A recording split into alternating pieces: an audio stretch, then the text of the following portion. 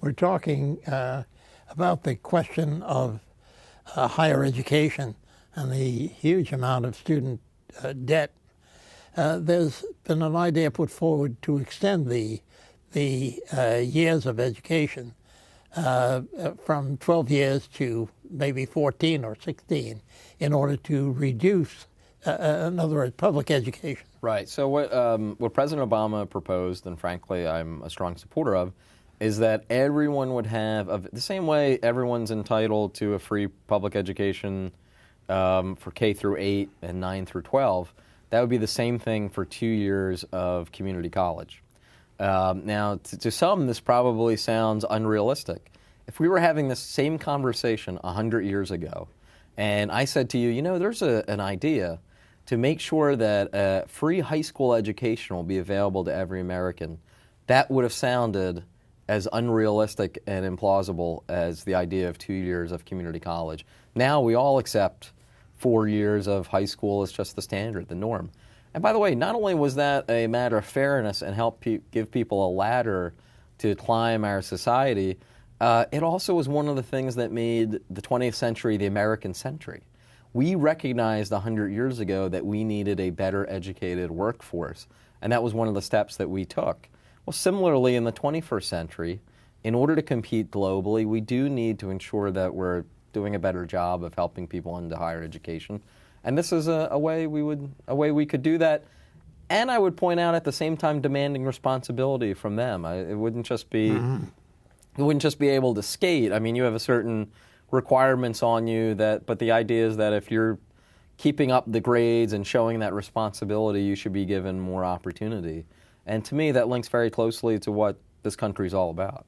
Well, you were talking before about the whole question of the middle class. Yeah. Labor doesn't seem to have the same clout that it used to have. Yeah. Why do you think that's true? I think it's deeply unfortunate. I said on the House floor just very recently in talking about labor unions that if you take from the end of World War II, you take the late 1940s, 50s, 60s, 70s, you see the percentage of the American workforce unionized increasing, and you see middle-class wealth, not the very rich, not the very poor, but your average median income, you also see that rise. Well, sure enough, once you started to see the percentage of the workforce unionized drop, you also saw the average middle-class family drop in wealth. I don't think it's a coincidence that those two lines correlate for about 70 years. Why do you think that has happened? Well, first, there's no question that labor unions fight for higher wages and greater benefits for their workers. Now, the question is, why has the percentage of the workforce dropped? Frankly, we've had a lot of government attacks over several decades on the rights of unions to unionize, on making it easier or more difficult for them to collectively bargain, making it more difficult for them, for example, to receive dues through paychecks. Right now, there's a so-called paycheck protection bill. It's not paycheck protection. It has nothing to do with it. It's about weakening unions. That combined with the fact that we've had an economy that, as it's become more globalized, has moved away from what once were heavily unionized jobs into more white-collar jobs that are not as unionized, leaving service sector jobs that right now are not unionized. I think one of the things that could actually be transformative for the United States is seeing unionization in the service sector, like at fast food restaurants. I mean, you wouldn't have people making wages where they literally qualify for food stamps and are working at a Burger King or working at Walmart if you had unions in those professions. But it seems that there is less interest by people generally to join a union today. Yeah, I would agree with that, although I would point out that in the 1890s and in the 1900s, it was very similar and took a real movement of pushing people, saying these would be the advantages of unionization. This is the advantage of bargaining collectively together. So we've actually seen different periods like this before in American history where unions weren't as popular. Then when people started to recognize their benefits, they became quite popular. And now we're in this era where they're on the decline. I believe we'd be better off if they came back. And I point out, since 9 out of 10 American workers are not in a union, we all benefit from the presence of unions. Because the fact that they're out there negotiating for wages and for benefits, that helps lift the boat for everyone else. Well, putting your foreign affairs together with your domestic affairs and unions and such, how do you feel about fast track? I'm not, frankly, a fan of fast track. First of all, I find it funny that I worked so hard to get here, and then I'm finally here, and there'd be a bill that's asking me to give up some of the power that the legislative branch has and hand it over to the executive branch. I think that's curious. I'm not sure why any legislator of either party would be enthusiastic with the idea of giving the executive branch a power that has always been appropriately on the legislative side. So I disagree with it ideologically, number one. And then number two, unfortunately, too often these trade agreements have not had the best interests of American workers and the American middle class at heart. I don't rule out supporting any trade deal. I recognize it's part of the future. But these trade deals have to have worker standards. They have to have environmental standards. We should be raising the standard of the rest of the world, not stooping to a lower level. They do put the American worker at a disadvantage. That's because they're competing with an unfair advantage in the area overseas. That is absolutely correct. I think it is pretty borne out by the facts over the last 20 years.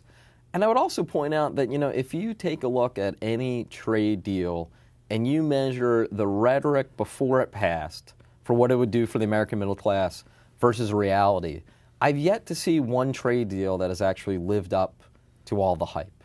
I've yet to see one trade deal that in retrospect people say, that really was worth it. The American middle class is better off today than not because of it. How do you feel about the area of the idea of the foreign trade agreements and foreign aid itself? Well, so foreign aid is, I imagine, never popular. It's actually a very small part of our budget. It's a very effective way for us to influence the rest of the world. Doesn't that compensate too for the idea of balancing off against the trade agreement? Yeah, that's the link. I tend to look at the foreign aid not so much as a linkage with trade issues, but more as an extension of our foreign policy, that we're attempting to extend American influence. Some people would call this our soft power. So instead of boots on the ground, we're attempting to use foreign aid as a positive tool to reinforce behavior that's consistent with our country's interests or our values. So I think foreign aid, and by the way, less than 1 penny per person goes to foreign aid. So the irony is that we actually spend very little money on it comparatively. I have to say, well, it's probably not the popular position. I am a supporter of foreign aid. I think that it gets us more than we are actually giving out. I want to get to another question. You're going to get the Democratic convention in your city. Yeah, very exciting. It's great. It's great for the city. It's a major economic boost. I'm a born and raised Philadelphian and very proud. And I'm someone who, though I lived elsewhere for college and graduate school and working in D.C., decided to come back home and wanted to have my adult life and raise my family in Philadelphia. So we're really on a hot streak. We're hosting the Pope in the fall and then the Democratic convention come the following summer. So 2 really major events. And we beat out, not to rub it in, but we beat out New York and beat out Columbus. Brooklyn, actually. Or beat out Brooklyn, right, and beat out Columbus, Ohio. So pretty stiff competition. It's great for the city. The city of Philadelphia got high grades when we hosted the Republican convention in 2000. And that was a real economic boost to the city. So I hope this will be the same. Are you optimistic about comity within the Congress? I am. There have been other eras of dysfunction and highly partisan Congresses that then led to actually eras of cooperation and working together.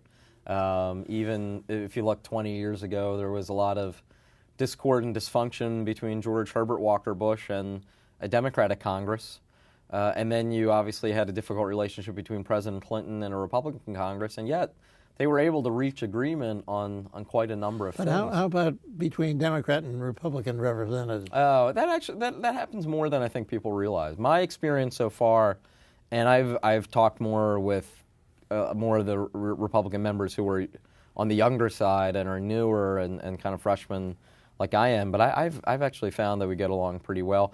Part of it's geographical, too. I mean, the suburban Philadelphia Republicans who I'm friends with and who I've partnered with actually on bills are not among the most conservative members of the Republican caucus. So that's probably part of it. I'm sure that's encouraging to the people watching this program. Yeah, and we actually already, myself and another Republican legislator who represents a different suburb of Philadelphia, he and I partnered together and finally got a response from the Department of Navy after our constituents waiting years and years on a very important local issue. So it shows you that when you do have a Democrat and Republican who are able to work together, you actually can produce more results than you could on your own. You're a very refreshing element to the Congress. Thank you. And we hope there are more of you within the Congress. Yeah, well, it's been said that this is the worst form of government, except for all the others humankind has tried. And so, at the end of the day, the issues that we're talking about are of supreme importance. Congressman, it's great to have you, and we hope you'll come back again in the near future. Yeah, thank you. Thank you. And now until next week, it's Lester Wolff saying so long from Washington.